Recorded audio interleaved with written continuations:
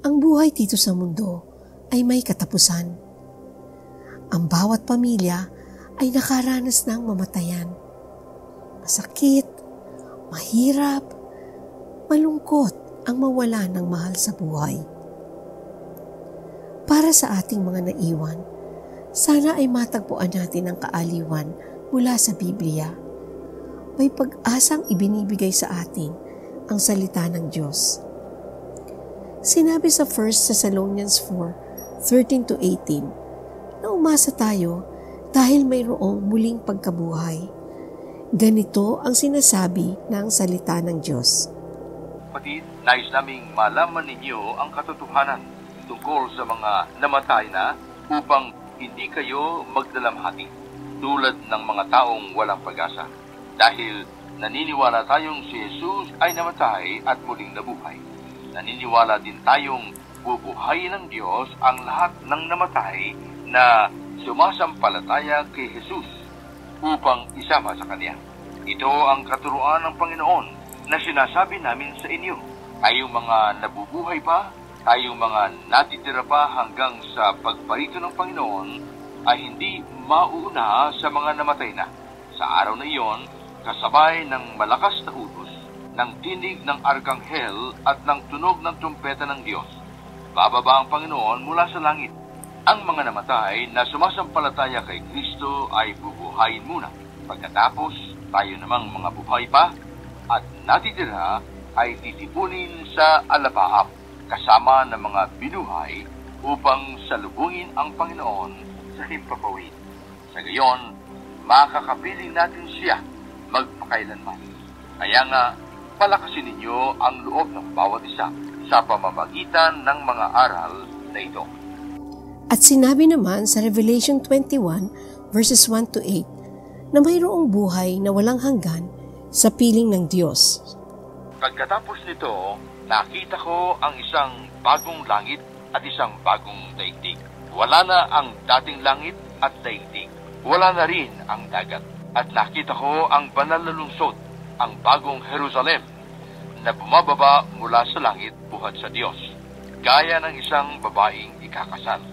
Maganda ang bihis at handa na siya sa pagsalubong sa lalaking kanyang mapapangasawa.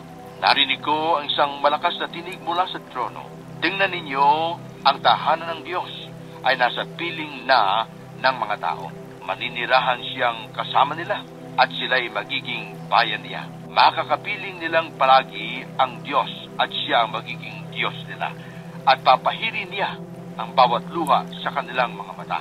Wala ng kamatayan, dalamhati, pagtangis at paghihirap sapagkat lumipas na ang dating mga bagay. Pagkatapos ay sinabi ng nakaupo sa trono, pagmasdan ninyo, binabago ko na ang lahat ng bagay. At sinabi niya sa akin, isulat mo, maasahan at totoo ang mga salitang ito. Sinabi pa rin niya sa akin, naganap na. Ako ang Alpha at ang Omega, ang simula at ang wakas. Ang sinumang nauuhaw ay bibigyan ng tubig na walang bayad na mula sa bukal na nagbibigay buhay. Ito ang makakamtan ng magtatagumpay. At ako'y magiging Diyos niya at siya nama'y magiging anak ko. Subalit, malagim ang kasasapitan ng mga duwag, ng mga taksil, ng mga nagpapasasa sa kasuklam-suklam na kahalayan, ng mga mamamatay tao, ng mga nakikiapid, ng mga mangkukulam, ng mga sumasamba sa Diyos-Diyusan, at lahat ng mga sinungaling. Ang magiging bahagi nila ay sa lawa ng nagliliyab na supre. Ito ang pangalawang kamatayan. At sa mga nananalig kay Hesukristo, si Jesus mismo ang nagsabi sa John 11:25. Sinabi sa kanya ni Jesus, ako ang nagbibigay buhay at muling pagkabuhay. Ang sinumang sumasampalataya sa akin kahit mamatay ay muling mabubuhay. At sa John 5:21-29, sinabi ni Jesus, paanong binubuhay ng Ama ang mga patay, gayon din naman binubuhay ng anak ang sinumang nais niyang buhayin. Hindi humahatol kanino man ang Ama. Sa halip ay ibinigay na niya sa anak ang buong kapangyarihang humano upang maparangalan ng lahat ang anak tulad ng kanilang pagpaparangal sa Ama. Ang hindi nagpaparangal sa anak ay hindi nagpaparangal sa Ama na nagsugo sa anak. Pakatandaan ninyo, ang nakikinig sa aking salita at sumasampalataya sa nagsugo sa akin ay may buhay na walang hanggan. Hindi na siya hahatulan. Sa halip ay inilipat na siya sa buhay mula sa kamatayan. Pakatandaan ninyo na darating ang panahon at ngayon na nga na maririnig ng mga patay ang tinig ng anak ng Diyos at ang sinumang makinig sa Kanya ay mabubuhay. Kung paanong ang Ama mismo ang pinagmumula ng buhay, ngayon din naman ang anak na binigyan niya ng ganoong karapatan. Binigyan din niya ang anak ng kapangyarihang humatol sapagkat siya ang anak ng tao. Huwag ninyo itong pagtakhan sapagkat darating ang oras na maririnig ng mga patay ang kanyang tinig. Sila'y muling mabubuhay.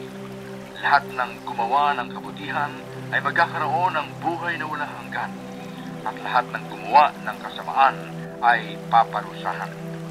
May pag-asang pangako ang Biblia. Maaari tayo magkaroon ng buhay na walang hanggan kasama ang Diyos at ng ating mga minamahal. Maniwala ka na si Jesucristo ay Diyos. Siya ay naging tao, namatay sa krus para bayaran ang parusa ng ating mga kasalanan. At siya ay muling nabuhay para tayo ay mabigyan ng buhay na walang hanggan. Mahal tayo ng Diyos. Hindi niya tayo iiwan.